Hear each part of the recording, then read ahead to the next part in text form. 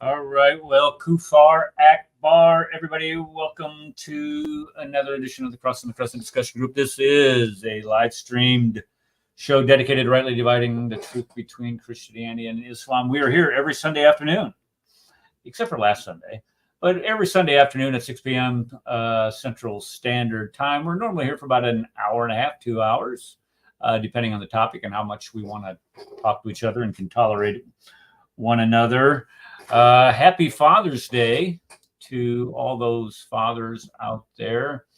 I'm sure you all are a blessing to your family and enjoy them as much as you possibly can. When you can, I had all of them are over up until about an hour and a half ago. So after they left, I laid down and took me a good power nap that lasted a little longer than I intended it to. And when I logged in, Darcy was mocking me for yawning. What are you yawning so much? I'm like, look, I got wore out and I just woke up. But it's all good. Thank you for being back here today after taking off last Sunday. We had to take a little trip to Branson, Missouri. In Branson, Missouri, folks. Now, Branson, Missouri is supposed to be this... well, I don't even know what it's supposed to be. Does you guys know what it's supposed to be? It's supposed to be like it's tourist attraction. People go out in the middle of the Ozarks, and just out in the middle of nowhere, you have Branson. But anyway, my granddaughter had a softball tournament up there, so I was up there last weekend. And you want to hear something sad? Listen to this. This is sad. In Missouri, marijuana is legal. So in Branson, which is supposed to have, it's like a Christian attraction. They have all these Christian-oriented shows there. Oh, also, they have not just one, but they have 2 Trump stores. They sell nothing but Donald Trump campaign paraphernalia. Isn't it also like a dry county? You can't buy beer there. I think it's a dry county. It's a dry county, isn't it?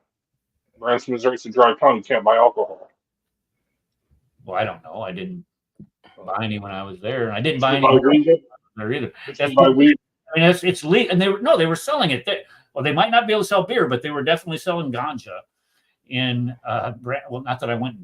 But, okay, they had stores there. Okay, that said dispensaries for. We got them all over here now. Yeah, I know. It's really sad that this is what happens to all great societies. You become so.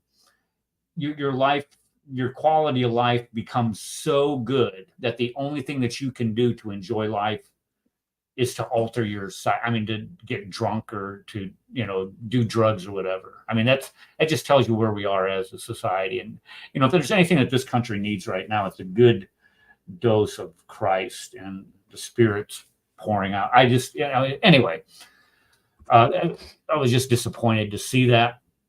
Okay, so this week, I was on, myself and Connie. Connie's not here. We were on Lloyd DeJong's channel once again, which I tell you what, being able to go on his channel is really a lot of fun. And this week, I discussed a topic based on this book right here. If you all can see this, Jesus and the Manuscript by Craig Evans. If you are ever going to get a book that really debunks, and I'm going to show you why, debunks the Bart Erhman's argument of the world, it's this book right here. And I'm going to show you why here in just a couple minutes. This guy, well, there was a movie made. Let me write this. I wrote this down. There was a movie made called Fragments of Truth a number of years ago. I'm not sure how old it is, but he was either part of it or headed it or something. So if you ever get time to watch that on YouTube, Fragments of Truth, this is basically the how the argument goes. And I'm going to go ahead and jump into it. No, I wanted to play a video first. Let me play this video first here. Present. I'm going to show this video for all of you that, what is this called? Right here. for all of you that might have some time next month, we're going to have an apologetics powwow in Ohio. And Paul's going to be part of this, if I'm not mistaken. Yes, I will be there. Okay. Let's go ahead and hear what the Dizzle has to say. Before Christ, I was Can you hear this? Did you hear him? Can you hear him? Yeah. a violent psychopath. Without Christ, I was dead, walking dead, dead who is trying to breathe, dead who was nobody is trying to become somebody. Before Christ, I was a criminal. Without Christ, I was empty, without purpose. Without Christ, I was living for myself.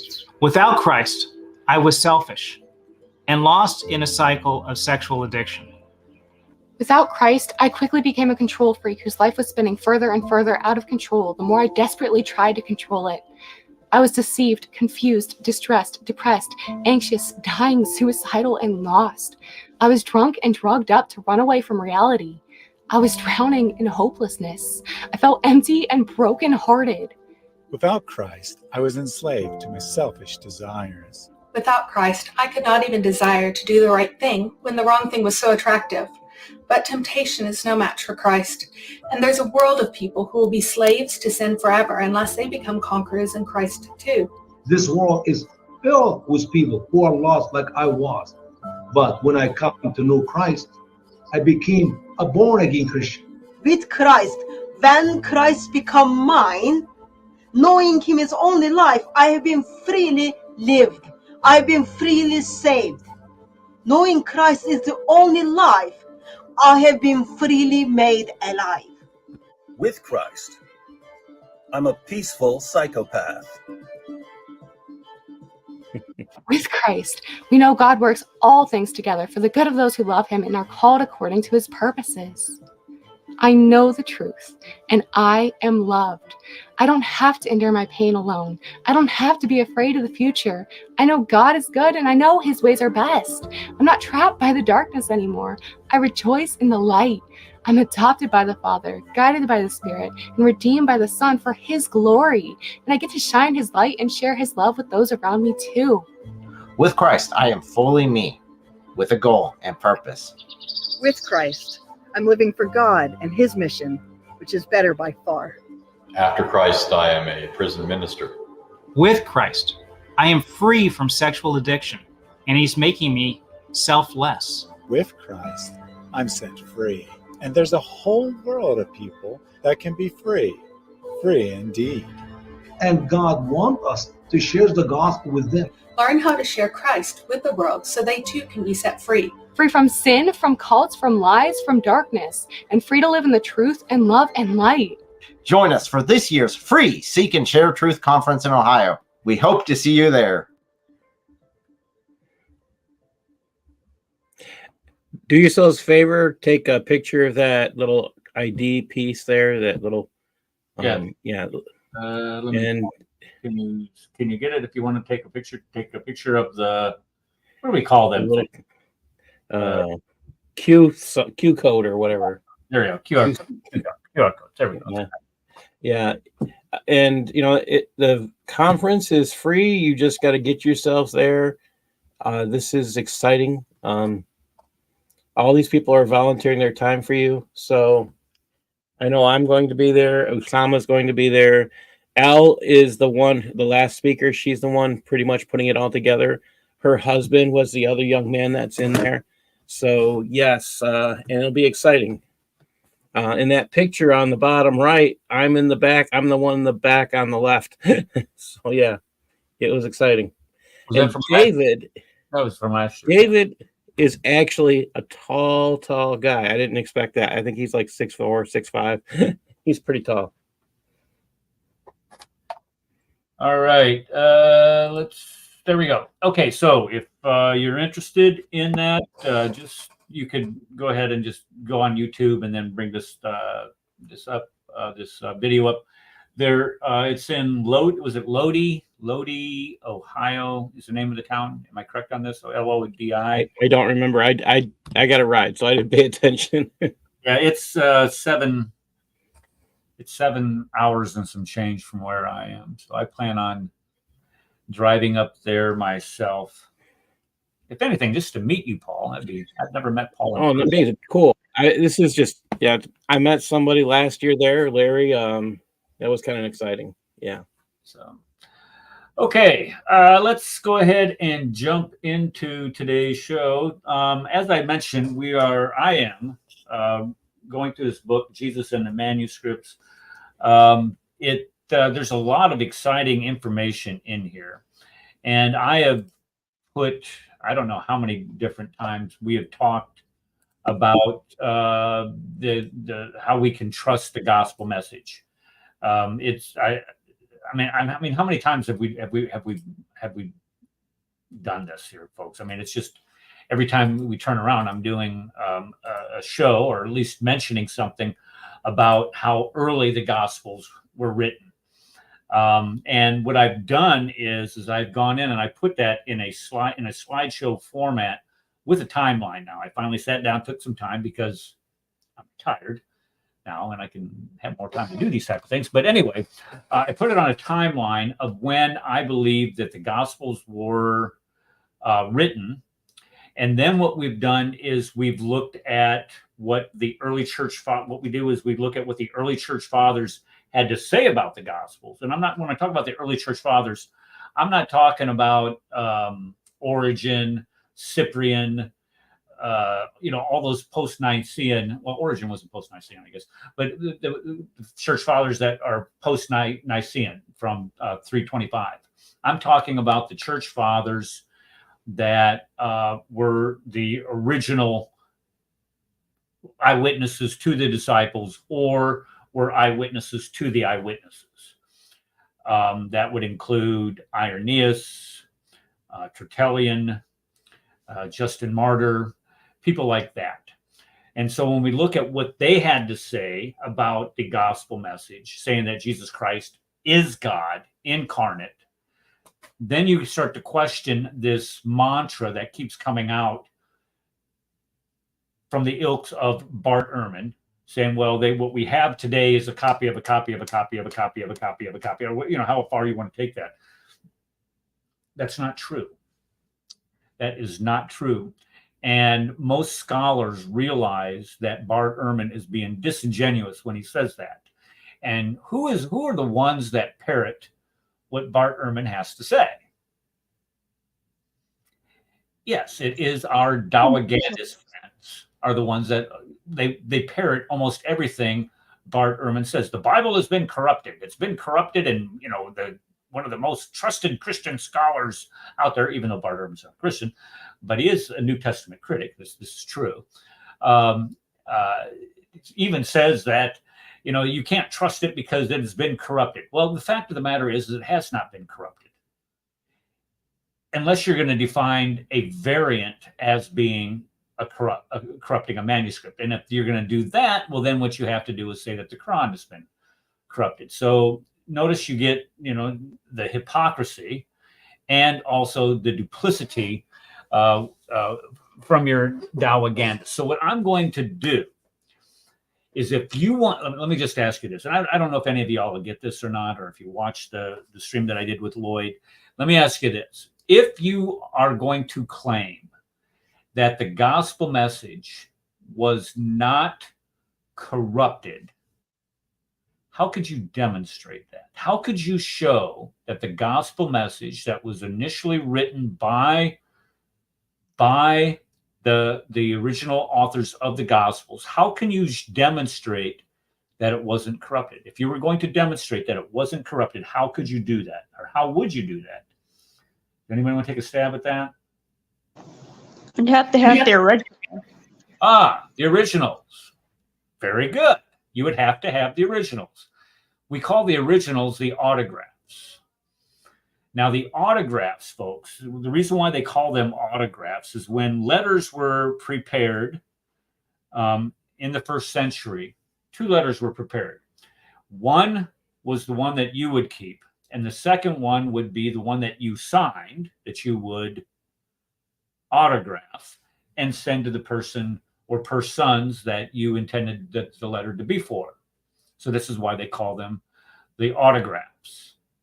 So what I'm going to do is show you how we know that these autographs existed much, much longer than what is presupposed in this screed of a book called Misquoting Jesus. I have it here someplace.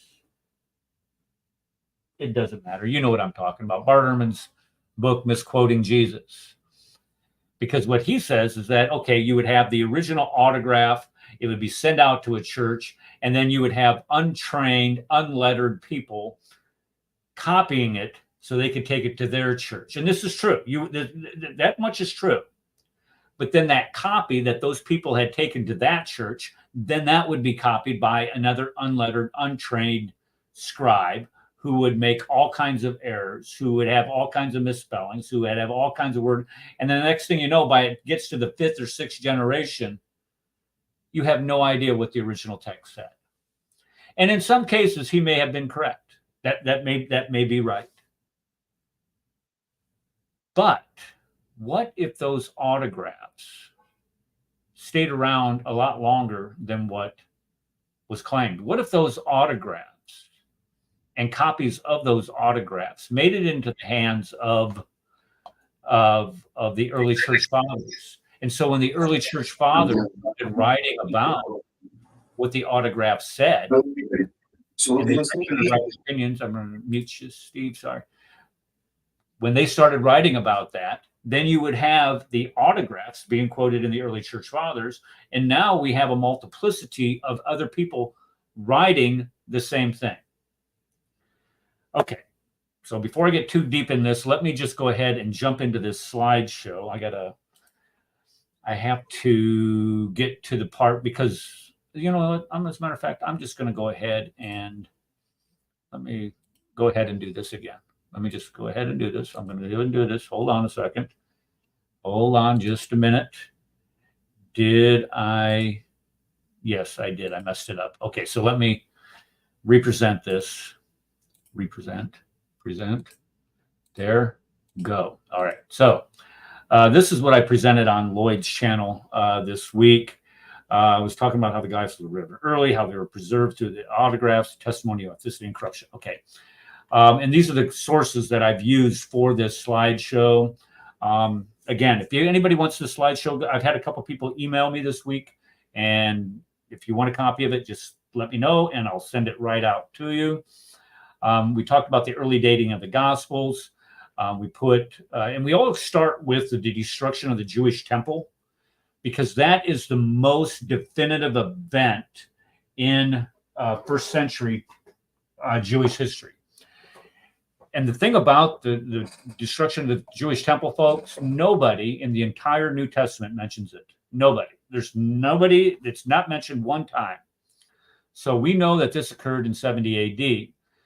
We know that John was written before the destruction of the temple, and I've talked several times on this show why. John 5:2, go to chapter 5, verse 2. It says, now there is in Jerusalem the pool of Bethesda with, was it 6 porticos or something like that. Jerusalem was destroyed, folks. Jerusalem was destroyed to include the pool with the porticos in 70 AD. So how can John say that if that's been destroyed? So we know John is before 70 AD. We know Acts was written when Paul was still in under house arrest in 64 AD. So it had to be written before 64, 65 AD. And we know that Acts was written after Luke. So that puts Luke earlier. And then we know that Matthew and Mark were written before Luke, because Luke draws heavily from both Matthew and Mark. And then all of this is validated with the early church fathers, the patristic division or traditions that we have with the early church fathers. And there's a couple things that I'm going to add in here so we all understand. Can I interrupt you for a second? I just want to be clear on something. So are any of these the Islamic Injil? Do we have a copy of the Islamic Injil? The Islamic Injil, yes, because in the Islamic Injil, when you read it, it describes. Here's what a lot of people don't know is that when we read the Islamic Injil, they say it's lost and nobody has read it, but in the Islamic Injil, we have Muhammad. It was actually a planter of churches in Arabia. And while he was doing this, and people, shunned his ministry and they persecuted him, forced him to move to Medina. And there he planted even more churches, spread the gospel message. And he was again persecuted for what he was doing. And then you get people like Abu Bakr, Omar, Uthman, Ali. What they did was they changed his message. And Uthman got a hold of all this, actually destroyed all of those writings, which were the Injil, burned them, and then changed them to fit his own idea of what they should say. And this is where you get the Quran itself today. I see. So in other words, I would choose the cow. Yes, that's if you listen to, if you haven't had a chance, if you guys don't get a chance, one of the best apologists that does this today is Avery on God Logic's channel. This guy, I don't know how old he is. Does anybody know how old Avery is? He's a young fella. He's got to be in like his 20s or so. He's in his 20s. I mean, this guy is absolutely brilliant. And if you listen to the way that he argues and present, and that's one of his arguments. He goes, well, we know how, when he says that what does he say? Quran only Christians. That's right. I'm a Quran only Christian. And this is what Quran only Christians believe. They believe that Uthman's the one that corrupted the Quran when he had the Injil, and then he destroyed all of that. And this is why we have Uthman's. Anyway, okay. So where was I? Let's go back to this. I'm sorry, I get distracted once again. This is where we are. Okay, so here you have the traditions of the early church fathers, and then I'm going to throw in here, and this is what's going to be neat, is what a bishop in 300 AD, actually it should say 305 AD, wrote about the Gospel of John, and also what Tertullian had to write about Paul's epistles in 190 AD. Now notice, this, when you talk about the early church fathers, I would include Tertullian in as part of the early church father traditions. But when we look at what he wrote in 190 AD and what this bishop in Alexandria, I believe he was, this Peter was in Alexandria, wrote in 305 AD, it's gonna knock your socks off, folks. And then when we look at the Codex Vaticanus, which is a mid 4th century document, a complete Bible in the 4th century, folks, was used for 600 years. So if you have here what they had here, and we can now go forward 600 years, I want to know where that corruption occurs. I would like to see a document written here that contradicts this, and this.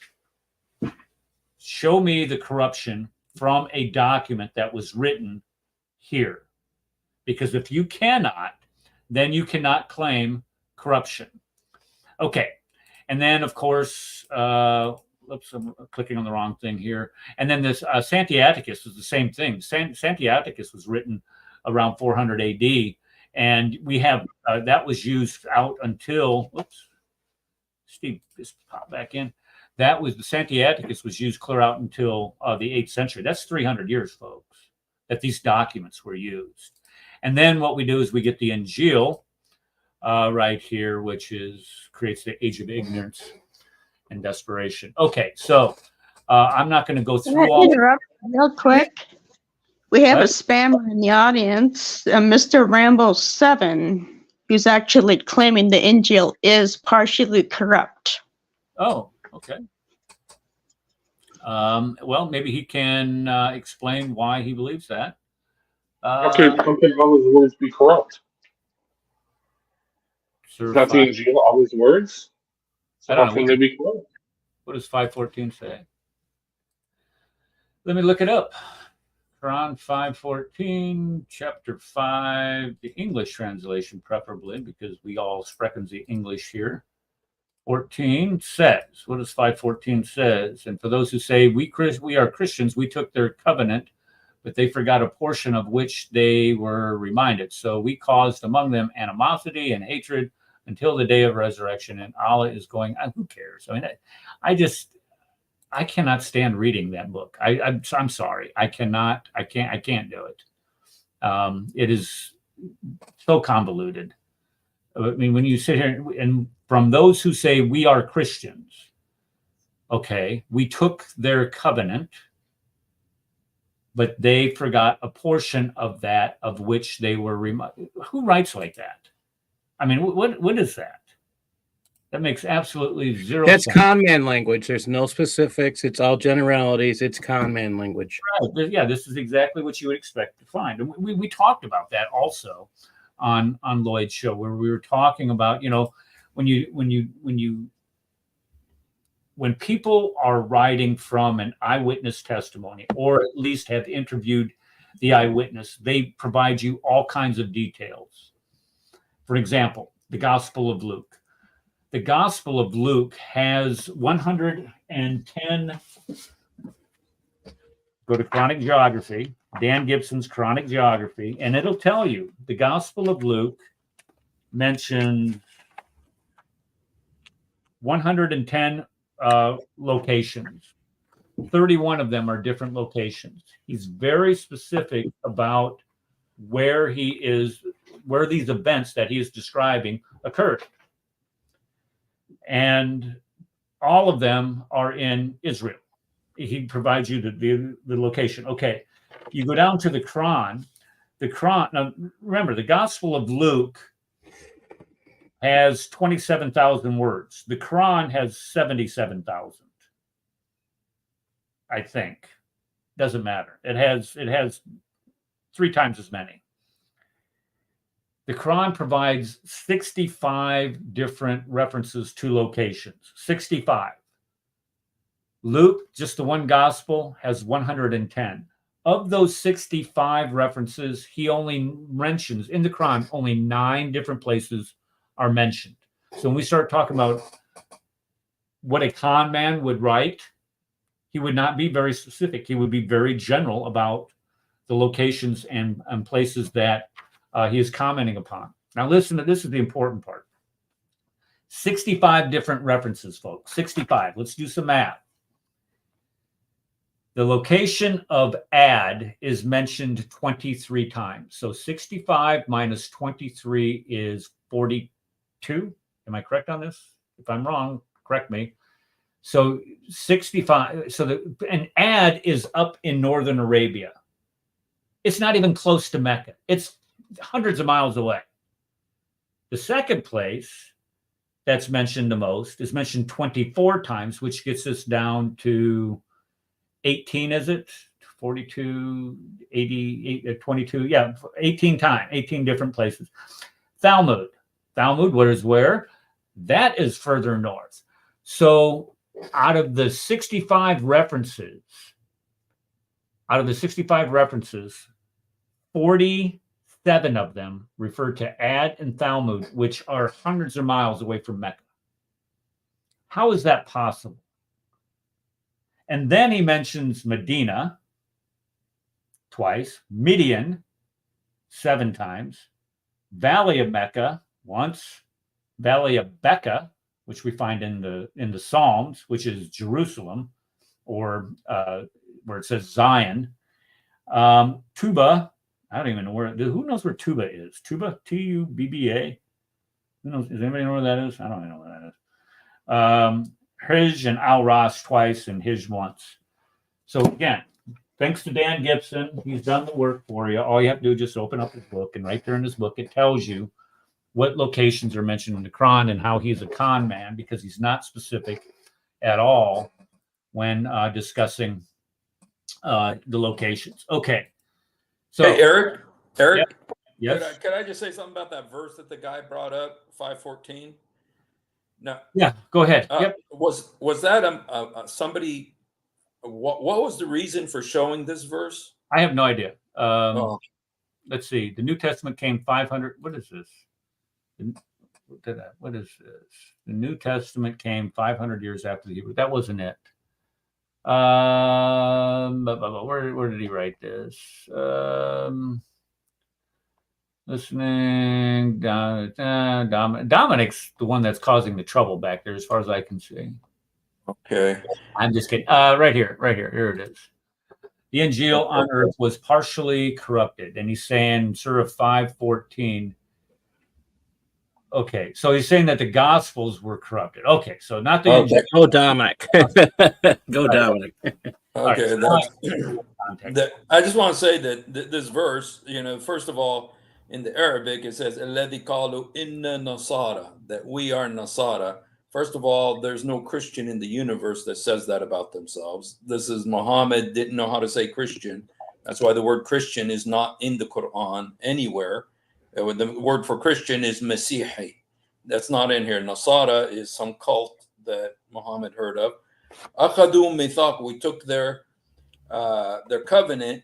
But then it says, and they forgot a part of it. And you know what's interesting to me is because there's a verse in the Quran where Allah is talking about the Quran, and he says, we made them forget. Allah says, we made them to forget part of the Quran. That's why Allah allowed abrogation. Made abrogation.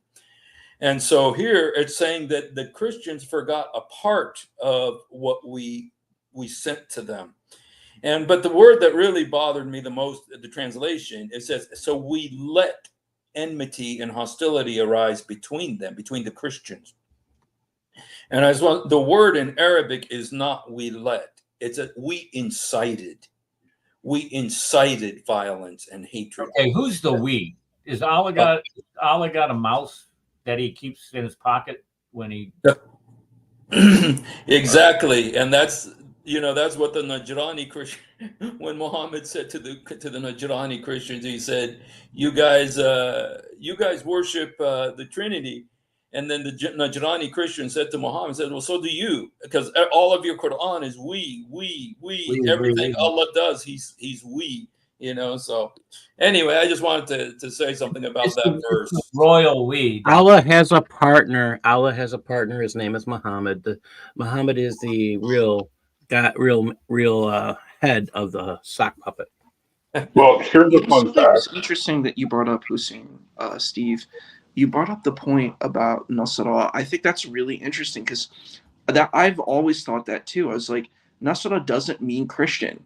It means maybe like a helper. And some people say, well, it's like a helper of Christ. And I think it's interesting, your conclusion of the idea that it could be something completely different, because that is an interesting thing. A lot of people are like, oh, it says Christian. I'm like, but that word isn't Christian in Arabic. So I always thought, and in the Muslim community, people are like, oh yeah, that means Christian. But I'm like, but it doesn't though. Like it doesn't mean that in Arabic. It doesn't, and it's not one time in the Quran is the word Christian used, except for in the English translations. In the Arabic, not one. The word in Arabic is Masihi. Never is that used. But the word Masih is Masih, meaning Messiah. So they know the word, but they never use it. Here's a fun fact. In the Bible, the only things that identify themselves as we, they, them are the demons.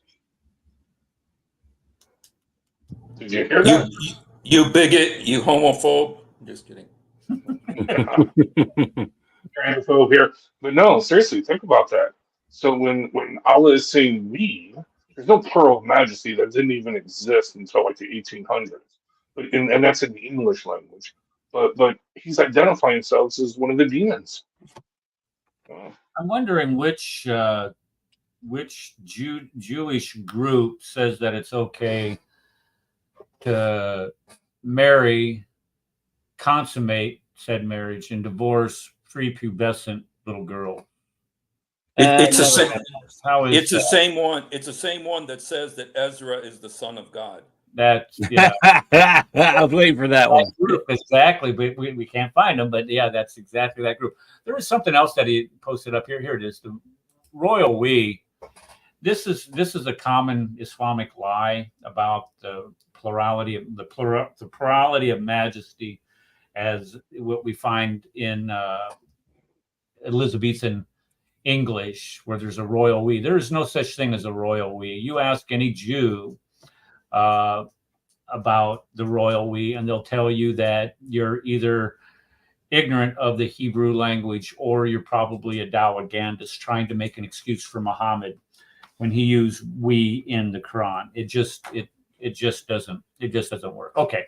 I really don't want to sit here and deal. Let the guy post mods in chat. Just let him continue to post. I think the more that people like this, what is this, Mr. Rambo? Is that Mr. He's a Rambo 7. Rambo 7. I don't know what that is. But that's he's going to get the 7 to beat up on him, I guess, because he's thinking he's Rambo. I say let him keep talking and posting because he's boosting your show.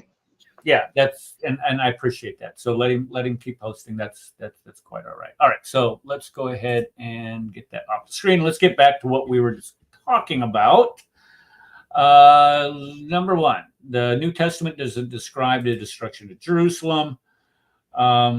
And I've talked about that several times. I've talked about how John 5:2 says, now there's in Jerusalem by the sheep gate a pool in Aramaic called Bethesda, which has 5 roofed colonnades. It was destroyed in 70 AD. So we know that John was written before 70 AD. And here is where the pool of Bethesda is. This is how close it is to the Temple Mount. There was a siege wall that was built. And right here, a lot of the combat went on right here at this Antonia fortress, where a lot of the Roman soldiers went through this area right here to get to the Temple Mount. But all of this was laid to waste all around the temple so as they could have a clear avenue approach to the temple. They could not provide any types of defenses for the Jews could have any types of defenses. So all of this was destroyed in this siege in 70 AD. Okay, so when we look at this, you have the destruction of the Jewish temple, 70 AD, and we put John being written prior to 70 AD. And then when we look at Luke, we talked about the gospel or the book of Acts being written prior to 70 AD. And here's one of the main reasons what even pushes the book of Acts prior to 64 and 65 is the book of Acts mentions the death of James, or mentions the death of Stephen, mentions the death of James the Less, but it doesn't mention the death of James, the brother of Jesus, who was the head of the Jerusalem church. And they have a hard date for him being martyred in 62 AD. So it's amazing that it's going to mention the death of Stephen, and it's going to mention the death of James the Less, but it doesn't mention the death of Paul, Peter, or James, the brother of Jesus, who was a very prominent, important member at that time. So that's how we know Acts was written prior to 62 AD. And then we know that Luke's gospel preceded the book of Acts. And we know this because it says right there in the book of Acts, it says the first account I composed, Theophilus. So there must have been what the first account was the gospel of Luke.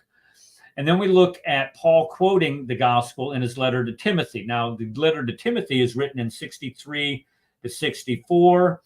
Paul penned his letter to Timothy in 57 AD. I'm sorry. So we know that the gospel had to be written prior to 57 AD. And there was another one where Paul references, let's see here, Luke's gospel when they're talking about the Lord's Supper. And in 1 Corinthians, and it's right here, do this as often as you drink it in remembrance of me. It says this in 1 Corinthians. Luke's the only gospel that provides this in remembrance of me. Let's see here. This body given to you, do this in remembrance of me. Now, this other one up here, I forgot to add. where Paul considers Luke's gospel as scripture because he quotes Deuteronomy, and in the same breath he's quoting something from the Gospel of Luke: the labor is worthy of his wages. So they know that this was written prior to that, or prior to Timothy. Now you get down here, what is this one? And this was 56 AD. So we're talking 56 AD, the Gospel of Luke. Minimum. That's it. That's the latest. It's probably written earlier than that. So when we look on the timeline, Acts, Gospel of Luke, 50, we'll even just be generous and say 56 AD for the Gospel of Luke. And then we know Luke quoted from Mark and from Matthew quite a bit. And so that means that they were written prior to that. 350 verses from Mark, 250 verses from Matthew. And this puts Matthew and Mark then around 50 to 52 AD because they were being widely disseminated. So all of these Gospels being written early means that there's no time for embellishment. They're not going to be able to, because people are still alive at this time. So, how can you say that this man was resurrected when we can sit here and talk to people that were there that say that he wasn't resurrected, or they did, here's his grave. The reason why they can't do that is because they were written real early, and these people were the eyewitnesses were still around. And here you have them preaching what? Death on a cross, which contradicts the Quran, his deity being the Son of God and God incarnate, which contradicts the Quran. And since the Quran says that he didn't die on a cross, so it's going to definitely contradict the idea of the resurrection, which is mentioned several times. I've gone through this several times when we were talking about the crucifixion of Christ, how it's all over the New Testament. And then the multiplicity of manuscripts that we have just make it a slam dunk. So we have all four of the Gospels written prior to 70 AD, which prevent it from embellishment occurring. And then you have the patristic writings from the early church fathers. Again, when we look at the early church fathers, you have John, who taught Polycarp, Papias, and Ignatius, and also you have Clement of Rome, but also you have Irenaeus, Justin Martyr, Tatian, Clement. You have all of these other people who, again, all of them, folks, without exception, mention that Jesus Christ was the Son of God. He was God incarnate. So this idea, this Islamic idea that is often put out there is that, well, Jesus was made God at the Council of Nicaea. Folks, look at this. Polycarp lived or died in 150. Irenaeus died before the end of the 2nd century. Justin Martyr, Tatian, all of these guys lived and died prior to the Council of Nicaea, and they all wrote about Jesus being God incarnate. Let's look at Clement of Rome. Well, Clement, I didn't have his quote up here, but look what Papias writes about Jesus being, or he just provides a history. Polycarp, believe in our Lord and God, Jesus Christ. Then you go to Ignatius, Jesus Christ, our God, for our God, Jesus the Christ. God appeared in human form for our God, Jesus Christ. Here's Ignatius right here, folks. He was a student of John.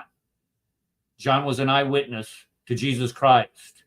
So you have not only the eyewitness testimony in the Gospels, but you also have eyewitnesses, or at least, the eyewitnesses to the eyewitnesses from the Gospel. Irenaeus. Irenaeus is where? He's right here. He was a student of Polycarp. Polycarp was the student of John. So Irenaeus, what does he say about it? Jesus Christ is our Lord and what? God. Christ himself is the God of the living. He is himself in his own right God. Who else? Justin Martyr. Who's Justin Martyr? Justin Martyr's right here, folks. Justin Martyr, what does he write? Christ being Lord and God. Christ is called both God and Lord. He was God, Son of the only begotten. Clement of Alexandria. He's down here, but what is he saying? He alone being both God and man. He appeared as our teacher, that as God, he is made equal to the Lord of the universe. Who else do we got? Hippolytus of Rome. The Logos is God, with word of human God, the Word, with a human soul. God the Word, taking the flesh from her and assuming also a human. Origen, late or early 3rd century. Jesus Christ became a man, the Savior as God of the world. The Son of God is also omnipotent. The Savior is also God. Folks, you have all of the early church fathers saying that Jesus Christ was God. So how can you continue to say with a straight face that the gospel was corrupted at some point in time from when it was written down by the eyewitnesses to the Council of Nicaea, or to the publication or to the writing of Codex Vaticanus or Sancti Antiquus? You take your pick. They're both early, full and complete New Testaments. Okay. Do I go to Matthew? Do I do this? I don't want to lose my audience. Matthew, we know Matthew was written because of the internal evidence, but also Papias says that Matthew wrote Matthew.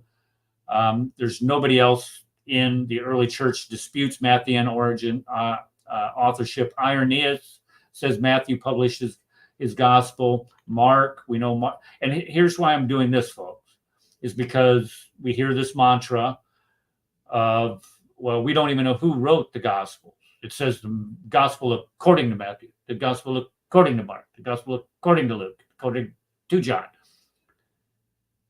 Right, the gospel, not the Injil, the gospel. What is the gospel? Gospel is good news. It's what Jesus Christ did. It's kind of a verb, if you want to look at it in the practical sense. So it's the gospel, the good news according to Matthew, and based on what Jesus did. You have to be that kind of stupid to not catch on to that. But anyway, Irenaeus says that Mark wrote. Mark was got the gospel dictated to Mark by Peter. Tertullian, same thing. Clement of Alexandria, same thing. Origen says that. Justin Martyr says it. And the Anti-Marcionite prologue confirms that. Luke, same type of attestation. Irenaeus, Luke himself says it. Irenaeus says it. And the Muratorian canon from 190 lists that. John, Irenaeus lists it. Let's see here. Nobody doubts that John wrote John, but then again, you have some that do. Tatian, who wrote the Diatessaron, affirms that, and the Diatessaron, folk, was written around 170. So that is really early also. Tertullian says the same thing. Clement of Alexandria says the same thing. Origen, okay. And then also, look at here. Look who else says that John wrote John. Look at here, right here in the Masira, or Sirat Rasul Allah, on page 103 and 104, you have the author of the biography of Muhammad saying that John wrote the Gospel of John. So you have more evidence for the Gospels than any of the works from antiquity. The early church fathers attest to it, and it's early. They all say that Jesus Christ is God. So if you can't believe the Gospels, you can't believe anything from history. So when we look at this, we can put the patristic writings from the early church fathers as a confirmation of what comes here. You do not get better attestation to any types of historical events from this time period than you do with the gospel record and with first the New Testament. When you look at the Gospels written from 45 to 70 AD, the earliest copy that we have is, of course, P52, the Ryland Papyrus, and that dates about 130 AD. We have a total of 5,600 Greek New Testament copies. That does not include the 10,000 Latin copies of manuscripts that we have, the Syriac, the Armenian, the Coptic, all those different ones. Now, if you look at Homer, now here you have, let's say, John was written in 70 AD. That's 50 years. The earliest dated fragment of that, which is what we have today, confirms what is on that fragment. Oh, by the way, is only 50 years away from the event. When we look at Homer was written 900 BC, we have 400 copies. Here we got 5,600, but let's say we have 400. This is being generous. Or I'm sorry, it was written in 400 BC. You have 640 copies. That's a 500-year period. 50, 500. Writings of Aristotle. Nobody doubts that Aristotle wrote what he did. And also, by the way, let me just include this little brief little snide remark. We don't have what Aristotle wrote today because the Alexandrian library was burned by Umar in, what was it, 638, 642, somewhere around there, when they entered Alexandria. And I think one of the hadiths say that if people were concerned about burning all of those books, those ancient writings, and the saying goes, I think, and you guys can correct me if I'm wrong, but it says something on the lines that if it confirms the Quran, what is written there confirms the Quran, then we don't need it. If it doesn't confirm the Quran, then it needs to be burned anywhere. Something along. Umar's quoted as saying something on those lines. I mean, what kind of idiocy? Never mind. Okay, let's get back. Anyway, okay, and then you have Tacitus, who was a Roman historian writing about 100 AD. The earliest copy we have from him is 1,000 years later, and we only have 20 copies. Suetonius, about the same thing, 800 years later, only 8 copies. Herodotus, that's 450. Oh, that's 450 plus 4, that's 900. That's what, 1,350 years. Nobody doubts what Herodotus wrote. Plato, same thing. And look at there, that's 1,350 years. So the bottom line is that, you know, if you look at what we have in the Gospels and what we have with the New Testament, there's no other work from antiquity that even comes close, not even close. And yet we hear this mantra that it's been corrupted. If it's been corrupted, you're going to have to show me, Gunfighter, where this corruption changes the text to where it conforms to Islam, or how Islam corrects what was corrupted before. You're going to have to prove that to me. And the problem is that you can't. I can much more easily show you where the Quran is actually the one that is the corrupted text. Any text that says that the pharaohs used crucifixion is corrupt. Why? Because crucifixion didn't exist for another 1,000 years. Any text that says that, I don't know, Joseph was sold for coins. Well, we know that's false because coins were not used in 1800 BC. They weren't used until, what was it, about 900 BC? So you're only off by, you know, hundreds of years there, at least, you know, half a millennia. David wore chainmail? Really? That's 500. Chainmail wasn't invented for another 600 years on a different continent. You know, there's a laundry list that we went through a couple of weeks ago called the historical errors, or the errors in the Quran. It was right after we did that debate with Nadir, just to show how easy it is to show that the Quran is historically incorrect. It's a flipping fairy tale is what it is. Okay, where are we now? All right. Okay, here's what I really wanted to get to. This right here. This is what is coming. This is what comes out of Craig Evans' book here, folks. If you go to this is in chapter 2, I believe, and you start hovering around page 80 or so, just so you don't have to kill yourself. Or no, 70. I started highlighting stuff around page 68. Sounds like the queen's out there mowing the yard. All right. One less thing I have to do today. But a lot of this information here, folks, is based off of what happened in Oxyrhynchus, Egypt.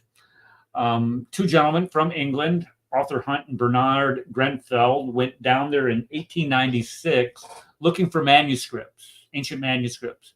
And they found thousands and thousands of pages of manuscripts in a excavated dump. Listen to this, folks. This is important. This is what defeats the Bart Erhman and the Islamic Dawahghandist argument against these copying mistakes, this corruption crap that is often thrown at the Bible. Using stratigraphy, this is archaeological practice where you use stratigraphy to determine the age in which the items that they're uncovering were buried. So using stratigraphy, they have determined that you have the strata that they found all of these documents were buried in the 5th century. This is the important part. They were buried in the 5th century. Okay, get this guy off the screen, guys. Just hold on, because this is the important part. This is the important part. These items were buried in the 5th century. What they are uncovering are documents from the 2nd century. So if these documents, these libraries of documents, were not buried until the 5th century, but they originated in the 2nd century, what does that tell us? That tells us that these documents were not given a letter. Somebody's given a letter. Folks, this is not the way it works. This is what Bart Erhman and his ilk wants you to think. Here's a letter. Here you go. And then they would copy it down and then take that original and throw it away. These documents were used for centuries, and they can prove it, and they have proven it at Oxyrhynchus. They have demonstrated, clearly demonstrated, that documents, especially those documents like the letters from Paul, like the gospel letters, which were venerated by the early churches, the autographs were kept around for centuries. And in this book, Craig Evans talks about how people would say that if you want to know if you have a difficulty in somebody's writing, so when they are arguing against these heresies, these heretical ideas like Gnosticism, which would be like the Gospel of Thomas, or those things that the Muslims like to cite, when they were arguing against these documents. Can you guys hear that? Can you guys hear that? Only when you emphasize whatever that is. Okay, that's my wife mowing the front yard right in the middle of my show. Thanks, honey. We can't hear it on the air, though. Okay, all right, great. Yeah, I shouldn't be so ungrateful either. Bad man, because she's out there doing something that I normally do. But anyway, the point I'm trying to make here, folks, is that you have these documents were used for centuries, and so when they were arguing against what the original said, they could go back to the autographs. It wasn't like they didn't have them. They had the autographs at their disposal. And what this said, that the documents were used for between 75 to 100 or 500 years. And this is something that I brought up. Today is Father's Day, but let's not even use that example. Let's say that I did something important in the Army. I didn't do anything really important, but let's say I get a letter from President Trump thanking me for what I did in the Army. How long do you think that I'm going to hold on to that letter? Am I just going to hang on? Forever. Forever. I'm hanging on to that letter until the day I die. Wouldn't you think? Of course. Now, and let's say after I die, the kids come to the house and they're going through and they find this letter from President Trump. Do you think that that's going to go to the dump? Is that going to go to the dumpster? No, they're not throwing away. My grandchildren, are they going to throw away a letter from the President of the United States? My great-grandchildren, my great-great-grandchildren, my great-great-great-great-grandchildren, are they? No, they're all going to keep this letter in the family as long as possible. We think of books today because books are easy to print today. I mean, after the invention of the printing press, the cost of the printed word dropped like a rock. you no longer had to hire scribes in order to go through that lengthy process of writing things out. Now you can get books, and the cost of the printed material, and this is why literacy went through the roof also, and why we had the Renaissance. Folks, the problem, the thing that you need to understand is that these letters, these autographs were kept around for centuries. Well, how do we know that? Thank you for asking. Let's go back to the slideshow. We know that these things hung around for centuries because of the Qumran, the Dead Sea Scrolls at Qumran. The majority of the scrolls that they found at Qumran predate Qumran, which is what, 73 AD is when Masada, so this is when all that area was conquered by the Romans. They predate that by 100 to 150 years. And hey, just let you know, Eric, one of my professors actually worked on Q. Oh, really? Wow. Yeah. That'd be cool. That would just be a cool gig. You know, I'm sorry. I don't know. But anyway, let's see here. And then in the Christian works, Vaticanus. Vaticanus is the 4th century document, meaning it was written in the 300s. It was used in studies until all the way up into the 900s, into the 10th century, folks. This one Bible, they have documented use of this thing until, for 600 years. The Sinaiticus, same thing, for 300 years. When you look at Codex Bezae, this is a 4th or 5th century document that was used, or that was repaired in 850, but this was used to write or translate the King James Bible. But this is what is exciting here, folks. If you're gonna pay attention at any point in this show, this is the highlight of the show right here. Because this right here, this piece of information right here is what blows Bart Erhman and all of these Dawahghandists out of the water. Right here. The Gospel of John. Now, in 305, you have this guy right here, a Bishop Peter from Alexandria. Now, folks, the reason why he's writing this is because if you don't know anything about Roman history and the persecution of the Christian church, the most severe period of Christian persecution by the Romans was under the Emperor Diocletian. Diocletian was the one that was right before Constantine. Diocletian purged the church of its writing materials, the New Testaments. If you were caught with it, you were thrown in prison. If you were a pastor in these churches, a lot of times you were killed. If you were a member caught with it, you were thrown into jail. And this is where you get the stories of people, well, more of the stories anyway, thrown to the lions at the games. Diocletian was an evil animal. And so this is written during the time of Diocletian's persecution of the church. Bishop Peter died in 305, so this is written around 290. Now, look what he writes here, folks. This is important. Look what he writes here. Now it was the preparation about the 3rd hour, he's quoting from John, as the accurate books have it. What are the accurate books? The copies of the Gospel of John. And the autograph, folks, the autograph. What is the autograph? The autograph is the original copy of the Gospel of John itself, of the evangelist John, which is what?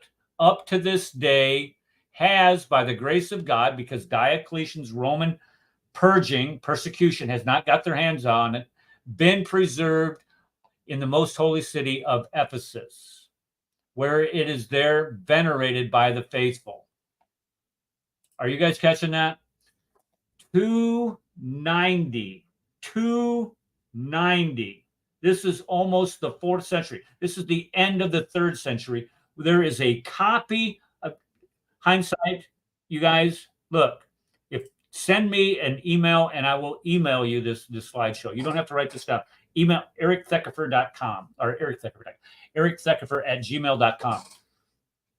I have no problem. I've already sent this out. I want people to have this information. Folks, 290. It says that they're venerating. Look what it says here. They are venerating this document. They're venerating it. Why? Because this was written by the Apostle John. This is an autograph.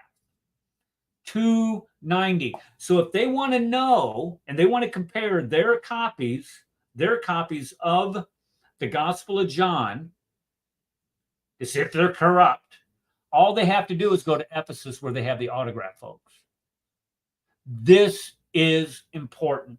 Anytime somebody sticks that Bart Erhman argument, a copy of a copy of a copy of a copy, you can go ahead and refer them to the Bishop of Alexander, Peter, the Bishop of Alexander, in 290 AD, is writing and saying that the autograph of the Gospel of John is still in existence. This is how history is done.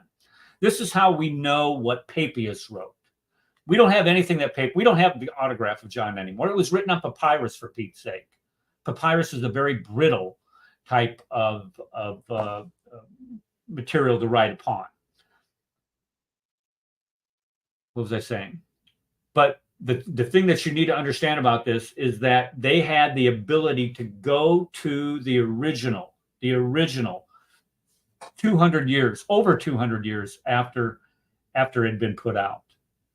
So when they say that the gospel had been corrupted and you have the original, by whom, where was it, and what was corrupted in it? If we can say with all kinds of certitude that it was existed in 290 AD, and then in addition to that, and this is the important part, this is another important part, we have all of the writings, the patristic writings from the early church fathers prior to that confirming what existed in 290. You have more evidence showing the continuity and the completeness of the original than any other work from antiquity, than anything. And so that the second guessing that, oh, I don't know what it could have said. There was a minor change here. Oh, there's a variant here. Shut your pie hole. There is no way that you can make this argument to me. Not anymore. Not anymore. It gets better. Of course, it gets better because why? This is the Crescent. Could you explain what an autograph is again? Yes, an autograph is the original copy. When letters were prepared in the ancient world, in the first century, 2 letters were prepared of the same letter, 2 copies of the same letter. One was maintained by the person sending it out, and then the one that was sent out, the person writing the letter would sign it. He would autograph it. This is why they're called autographs. And that autograph would be received with the person's signature on it, saying that I wrote this or I had so-and-so write this for me, and then they would sign it. That's why they call them autographs. That's in the book also. Folks, you need to get this book. You really do. This book is just so rich in oops. Whoa, slow down, gunfighter. I'm gonna knock my monitor off the desk here. Anyway, does that answer your question, Steve? That's Yes, thank you. So the autograph is there's 2 copies. So are you saying like the Gospel of John, there were 2 Gospels of John, one that John kept and then one that he sent? Yes. And this is the one that he sent. Well, we don't know really which one. No, because he says that this is the autograph. This is what it says. It says, and the autograph itself of the evangelist John, which up to this day, 290, has been preserved and is venerated. This is when I was talking about if President Trump wrote me a letter saying, "Hey, nice job, Eric. We think you're, the King Poobah for doing whatever." I would keep that, and we would venerate that. I mean, we got this from Donald Trump. Even if you hate Donald Trump, let's say Barack Obama sent it to me, I would still keep that. It wouldn't carry as much weight, but I would still keep that. Why? Because it was the position of the person who sent it to me. Even Bill Clinton, if Bill Clinton sent me something, I would say, wow, I got a letter from the President of the United States. And here, this is another great point. They didn't just send out, a lot of times, they just didn't send out one copy. They sent out several copies. Thank you for bringing that up. Yeah, they would send out all kinds of copies. It wasn't just one copy that they would send out at this time. Okay, so it does get better. Let's get into that. Okay, other references to manuscripts. Tertullian writing in 190, and notice the title of the letter that he's writing here.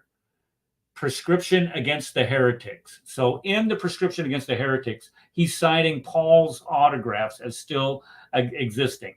He's saying that the autographs still exist in Corinth, Philippi, and Ephesus. They have what? The authentic writings. And also Tertullian defends the Gospel of Luke by asserting that it's still in existence to be consulted. Other references to the age of the manuscripts include Gaius of Rome, talking about how they would lay their hands on the divine scriptures, saying that they had corrected them, nor can they show the originals. So when they're defending the autographs or defending the Gospels against these heresies of the Gnostics, folks, when we're talking about what the Gnostics were writing, the Gnostics are the best friends of the Quran.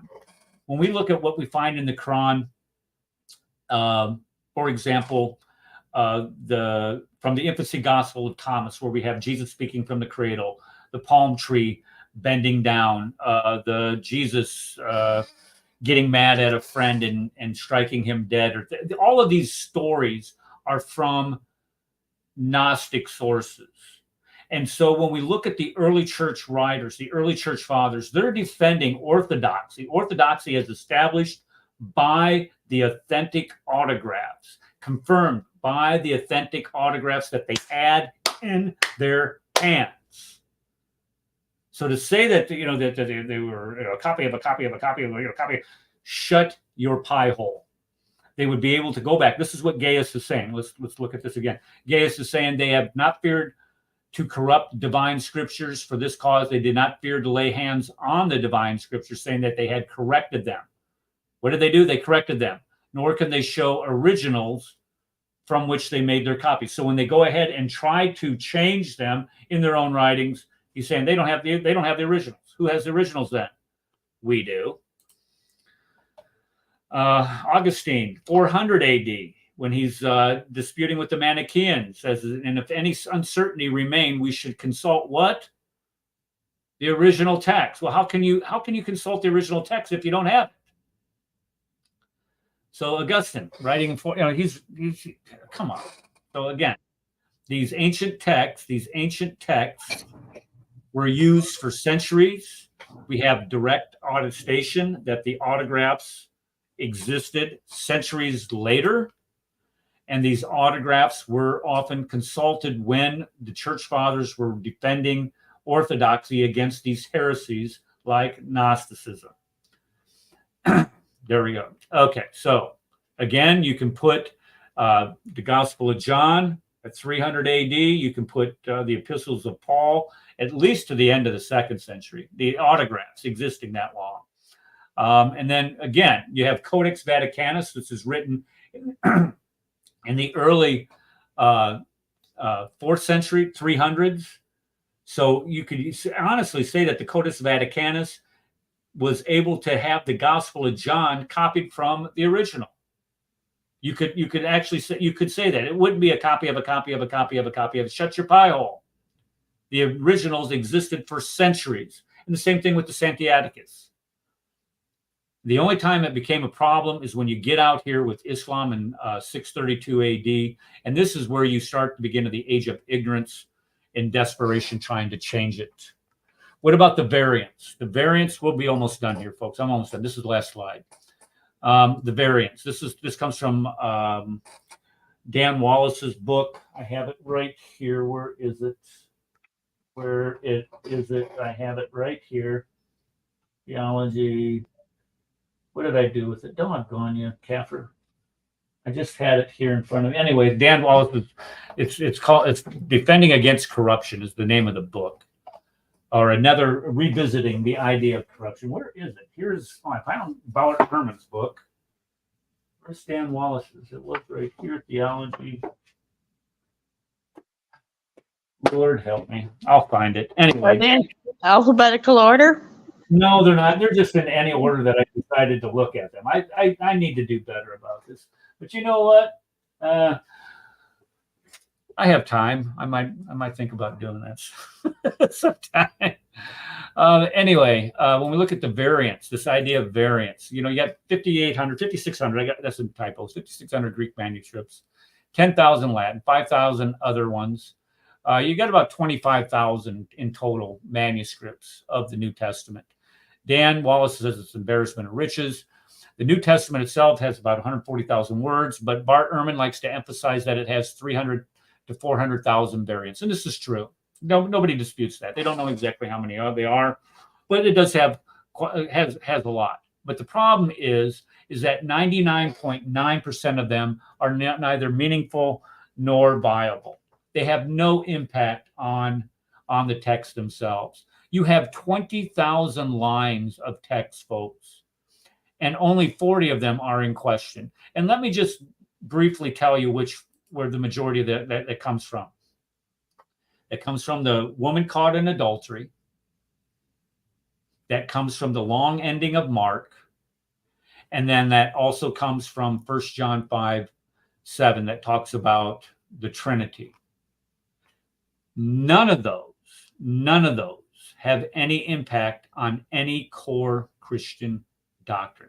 The one from the Trinity, we can get it from the Great Commission. Go ye therefore and baptize all nations in the name of who? The Father, the Son, and the Holy Spirit. The Trinity. You have the Trinity in the baptisms. You have the Trinity all over the New Testament. The woman caught in adultery, that deals with forgiveness. We have Jesus forgiving sinners all over the New Testament. And then the idea of, picking up snakes and stuff, the Gospel of Mark, I wouldn't suggest that.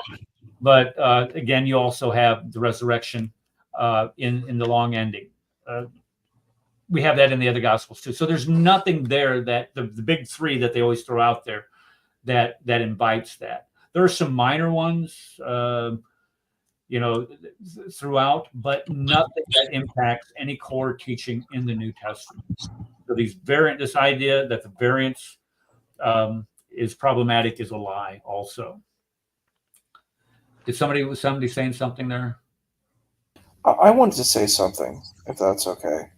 Let me think of it. Yeah, that's fine. You go ahead. All right, thanks. The subject is always a strange one in interfaith conversations because I don't understand, in a sense I do and I don't understand the modern Muslim position where folks are like, well, the texts are corrupted. Because the problem that I see with it is that in taking that position, you are denying the earlier scholarship, you're denying the sources, because that's not what it says. In fact, in the Islamic creed, you have to believe in God, you have to believe in the prophets, you have to believe in the books, you have to believe in the power of God, you have to believe in the day of judgment. These are a part of the creed. So the creed is that you believe in the books. So it's a very problematic position to say that the books are corrupted. Like I've said before in other shows, there are other strategies one could do to engage this. But the problem is that just saying, well, because it doesn't fit my view, it has to be corrupted.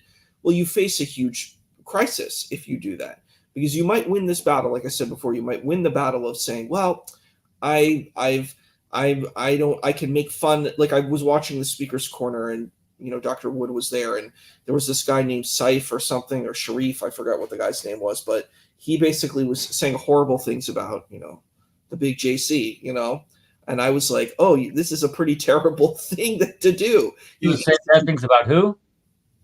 Jesus. Was it that little Siraj guy? Siraj. It was Siraj. That's it. It's horrible. Okay, Darcy, is Darcy here? Huh? Darcy, are you there? Can you hear me, Darcy? Yeah, I'm here. How did I describe Siraj when we were talking about him at the beginning of the show? Oh my gosh! I don't dare repeat it. So if you watch the Chronicles of Narnia, have you seen the Narnia series? Yes, I have. I've read all the books too. No, the movie. Have you seen the movie? I've seen the movies. I saw the British ones. I saw the new ones. I read the books. Yeah, I'm very familiar. Okay. The Chronicles of Narnia. You have the Queen, the Snow Queen. Is that what they call it? The Snow Queen? Okay. Siraj reminds me of her driver. Oh God. That's who he reminds me of. Well, yeah, that's the Lion, the Witch, and the Wardrobe. It's the second. Yeah, that's the Lion, Witch, and the Wardrobe. Yeah, the second. Yeah. Anyway, okay. I'm sorry for interrupting. Go ahead. No, you're good. No, please. We're having conversations. But the point was, he was saying horrible, offensive things that I'm like, and I noticed this because Nadir does this too, and I'm like, you're saying horrible things about, Christ, and horrible things about the New Testament or the Testament, the Gospels, and I'm like, you do realize when you do that, you're attacking Islam. Like if you want to support Islam and promote Islam, okay, fine. But if you attack Christianity and you attack Judaism, and I saw this, Daniel did this in his debate against this Jewish rabbi, where I'm like, when you attack these traditions, you attack your own tradition. It's a really stupid position, I think, in general. But looking at this type of situation, they're like, it's corrupted, it's bad. And I said, well, you have two routes if you say it's corrupted. The two routes are either God is a deceiver, which I think is a really bad thing. I would say if you're a religious person, that's a pretty blasphemous thing to say. If you're saying that God is a deceiver, or you're saying that God is weak and God cannot protect God's text. And it's usually people take the latter route, where they're like, well, we have free will. And I said, if we have free will, does that override God's will? That's a big philosophical, theological crisis. God can't protect God's word, and a human being can change God's words. If you're saying God made these words, then you face a huge crisis, because what you're saying is that God is weak or God is a deceiver. Neither of these positions is a tenable route. And I would say, if you want to take those routes, it's pretty, for a person who's following the orthodoxy, it's heretical and blasphemous. So the problem is they can't prove it either. They cannot prove their point. They can make all kinds of accusations, all kinds of assertions. The problem with Islam is that they know so many facts that simply are not true. They know that Paul corrupted the Gospels, corrupted Jesus' message. Okay, prove it. Prove it. Show me where Paul's message corrupted what Jesus Christ taught. Go ahead. Give it your best shot, gunfighter. Secondly, all these other facts about, corruption within the Gospels. Well, this has changed here. This has changed here. That does not, you're going to have to provide me a definition of what corruption is. If you want corruption, I can show you real corruption. I can open up the Quran and show you how the Quran corrupts history, how the Quran corrupts science, how the Quran corrupts morality, for crying out loud. If you want corruption, fine. I can show you all kinds of corruption within the Quran itself. The Quran corrupts everything around it. Don't try to sit here and tell me that after this information here that has been presented here today, don't try to tell me that the Bible was changed by scribes and monks, in the 15th, 13th, 14th, 15th century, to where we can't know what it says in the first, second, third, or fourth. Don't try to sell that to me anyway. And if any of you, like I mentioned before, if any of you want a copy of the slideshow, all you have to do is email me, and I'll be more than happy just to send it, because it's just a click, and boom, you can have it. It has all of this information in there that was presented today, and you can refer to it in order to defend against this charge of this scurrilous charge that comes from this book and has been popularized by Bart Erhman, but also used continuously by the Dawahghandists. But there's something about this book in its, let me see here. And what is this? Is this the second edition? Bart Erhman. I think this is the second edition, because in this edition we have a, let's see here. Is this the conclusions on page 252? And on page 252, Bart Erhman is asked this question because they wanted to sell more books, evidently. Dan Wallace tells this story really well. I can't do it. But it says, Bruce Metzger, your mentor in textual criticism, to whom this book is dedicated, has said that there is nothing in these variants of Scripture that challenges any essential Christian beliefs, i.e., the bodily resurrection of Jesus or the Trinity. And then listen to what they ask him. Why do you, Bart Erhman, believe these core tenets of Christian orthodoxy to be in jeopardy based on the scribal errors you discovered in the biblical manuscripts? Here's what Bart Erhman says. This is the important part. This is what Bart Erhman says. Down here it says, there would be very few points of disagreement, maybe 1 or 2 dozen places out of many thousands. This is the differences of where, because he says, we are in complete agreement on the number of very important historical and textual questions, him and Bruce Metzger. If he and I were put in a room and asked to hammer out the consensus statement on what we think the original text of the Testament would probably look like, again, there would be very few points of disagreement, maybe 1 or 2 dozen places out of many thousands. The position, listen to this, I argue, if you want Misquoting Jesus, does not actually stand at odds, does not stand at odds with Professor Metzger, who is an evangelical Christian, that the essential Christian beliefs are not affected by textual variants in the manuscript tradition of the New Testament. That is the hero, Bart Erhman, may Allah be pleased with him, quoting or answering this question. Well, why do you think they changed these core beliefs? He said they don't change the core beliefs. They have nothing to do with the core beliefs. Death, deity, resurrection. All of these things that Muhammad argues against in his corrupted Quran. He wants to corrupt history, the history of the crucifixion. Oh, they crucified him not. It only had made appear to him. Liar. That's from a Gnostic gospel. We get that from the Nag Hammadi library. The second great treaty is the sect. We know where it comes from. So, the bottom line is that this show today was designed to provide you solid ammunition for defending your faith.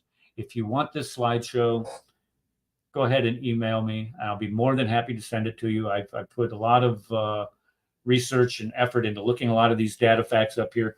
I would also recommend that you buy Dr. Craig Evans's book here, because it is just a treasure trove of information. Here's one thing that he brought up that I forgot to bring up.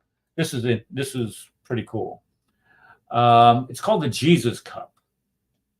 Now, the Jesus Cup was discovered in Egypt, Alexandria, Egypt, and it has an inscription on it, and it's a 1st century cup. Co-founder says, announced the discovery of a ceramic cup during the underwater exploration of the ancient city of Alexandria, on which are inscribed the words "De Christo o something," which means the magician by Christ. So this Jesus Cup, what this Jesus Cup does is that, there you go. The Jesus Cup, it says that Jesus was a magician. Jesus the Christ was a magician, meaning that he had special powers that people could draw from, even if they didn't believe that he was the Son of God or whatever. They knew that he had special powers. This is 1st century, folks. This means that this idea of Christ has spread to Egypt hundreds of miles away early in the 1st century. So it tells you the dissemination of the gospel message had exploded on the site. Again, all of this information by Dr. Evans is in this book, Jesus and the Manuscripts. Okay. I had one more thing to show you. I think Rad sent this to me. Rad's always sending me stuff from from Twitter, because I think he lives on Twitter. I'm not sure if he lives. He's not banned from it. Whenever he gets banned from it. And oh, by the way, we have our friend, the lapdog for the Imam out of Houston, Texas, is trolling our channel once again and reporting things. And every time they get reported, I just send it in, to challenge it, and it gets dismissed. I don't know why he bothers doing it, but that's okay. You want to waste my time? You go on around ahead. I got all the time in the world. Let's see here. I said, what does this say here? I said the Old Testament and the Tanakh may look the same at a glance, but details do have differences. What are you talking about? Do you even know what you're talking about? The Tanakh and the Old Testament may look the same at a glance. What is he talking about, Dominic? Actually, you read Bart Erhman's blog. He is not stupid. Deny the crucifixion. Yeah, this is a great point. Yeah, only people who follow Muhammad deny the crucifixion. They're stupid enough to do that too. The very one thing that saves you from yourself, from eternity, separation from God, is what Jesus Christ did on that cross. And your false prophet, denies it. Okay, so let's go ahead and look at this. Here's somebody filled with the spirit of Muhammad right here. This is where are we? Right there. You're a liar. I want to trust you and I have to hate you as well. So the point is, you won't have a conversation with me because I'm a Christian. No, I won't believe anything you say because you're a liar. You're a Christian. I hate you for the sake of Allah. You hate me for the sake of Allah. I hate you for the sake of Allah. All right. I hate you for the sake of Allah. Every Christian, I hate you all for the sake of Allah. Any Jew, any Christian, I hate you all for the sake of Allah. He hates me for the sake of Allah. You hate these bastards and the other bastards. Would you kill me if you get a chance? If we're in war, I would chop your head off. Yeah, Allah guide you. If we're fighting in war, am I supposed to let him kill me? I said, if we are. No, let's ask this again. Do you hate me? Yes, I hate you for the sake of Allah. Who taught you to hate me? Islam did. All right. I don't think we can end on anything better than that. It tells you what the Quran and the teaching Muhammad do to the people. That was lovely. That was lovely. She sounds like such a nice girl. That was a girl, right? I can't see. So sounds like such a nice person. That person needs to go to jail. That's called inciting. It's inciting violence. It's time to go to jail. Keep in mind. This is in London. This is at Speaker's Corner, and there is no such thing as freedom of speech in England. But guys, you can so Islamophobic. That's a very nice person. Sounded so nice, so loving, so caring. And these are the cops that will allow Hatun Tash to be stabbed over and over again. Yeah, and we cannot forget a Muslim tried setting a Christian on fire. Well, David and Avery were over there. They tried to do what? A Muslim tried to set a Christian on fire with a lighter. Really? I'll have to send you that video. Yeah, please do. I'd like to see that and play that so everybody can see it. Okay, so we're going to wrap it up early today. Don't tell her I said this. We don't have Connie here today, so we don't have somebody cajoling us into staying until at least 6. Let's see here. Hang on. What was that? Let's see. He didn't say anything. He was wearing an Israeli flag, and he took a lighter to it. Okay. This is from hindsight. Okay. Let's see here. Does anybody have anything that they want to add, say, in rebuttal, response to anything that was said? Again, if you want a copy excellent presentation. Thank you. I appreciate that. If you want Yasu Akbar. How far? I wanted to say something. I think that is just horrendous. And I mean, it's just weird because it just depends on what narrative of Islam the guy wants to take. Because if he's reading the text, it says Ahl Kitab, so it's interesting. And I get it. There's certain positions that support Christians and Jews, and there are other positions that don't. So, just depends. Which tradition supports Christians and Jews? Oh, no, it says, like, in the second chapter, it talks about that if you will have no fear if you do what God says, if you're a Sabian, a Christian, or a Jew. It doesn't have the word Christian, but like we talked about before, but the word Nasra, I guess people refer to it as that. So. All I know is that 98.6 calls us the worst of creatures. Yeah, I mean, and this is the difficulty. It just depends on what. It's not difficult. I mean, if you believe, and this is where I disagree with you, Isa. If you believe that the Quran is from Allah, then you therefore are compelled. I would be if I believe the Quran was from God, I would be compelled to believe the things that are said within it. And one thing that I know that it says about the Christians is that they're the worst of creatures, them and the Jews both. And if they are the worst of creatures, this is that slippery slope that we start talking about, where you can justify any type of action that you want to against Christians and Jews. Why?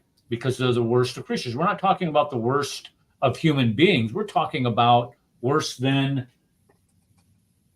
my 3 little pigs here. And if you're worse than a pig, what can you do to them? You can slaughter them and do whatever you want to. Not that the Muslims would slaughter pigs. Okay, sheep or cows or goats or whatever. You take your camels. You take your pig. But we're worse than those. So when we start talking about, the traditions and that following that there's no violence perpetuated against Christians and Jews, I would beg to differ. It's happened throughout all of the history of Islam and continues. Today is their day of slaughter, the day that they slaughter camels and goats, things that the Hebrew Bible forbids, the Torah forbids. And their concept of slaughter is for eating, not for sacrifice. They call it for sacrifice, but they eat what they sacrifice. So that's really confusing.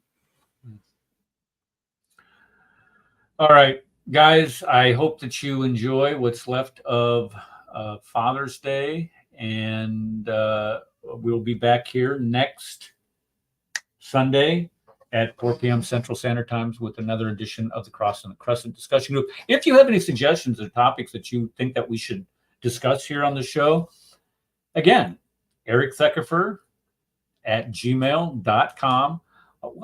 Rad, what are you doing? Why aren't our names up here anymore? What is up with this? There we go. You didn't do that. That's my fault. I've always played Rad too. I feel sorry for that. I'm sorry for doing that, Rad. But it's all one word, Eric Theckefer at gmail.com. And send me there's some topics that, and Mr. Rambo, if you want to come next week, be on the panel, you're more than welcome, sir. You're more than welcome. We can disagree with you and still be cordial and polite, and we will be. We always are. Don't forget to cold close. Oh, and if you're ending early, you're going to have to end it on what do you call it? Rumble. Yes, cold close. So God bless everybody. We will see you next Sunday on the Cross and Crest discussion group. God bless you all. Advanced, student, and specialist. That the standard narrative has holes. That's what